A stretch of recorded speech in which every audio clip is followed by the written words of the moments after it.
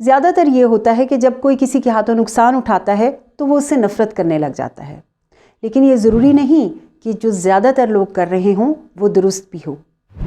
आपने मुनफरिद बनना है, आपने हर दिल अजीज़ बनना है, ना किसी की बुराई करें, ना किसी पर तनकीद करें और ना ही आप मुनाफ़कत करें। आपने सीधे स्ट्रेट चलना है, अपने अंदर पॉजिटिविटी रखनी है, आपने अपने अंदर मोहब्बत को रखना है। अगर आप नफ़रत अपने अंदर दूसरों के लिए रखेंगे तो आपके अंदर मोहब्बत के लिए जगह ही नहीं बचेगी।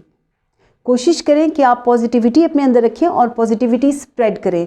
हमारे आसपास इलेक्ट्रोमैग्नेटिक वेव्स हैं, हमारे अंदर जो कुछ होता है वो सारी वेव्स दूसरों पे जाके असर करती हैं।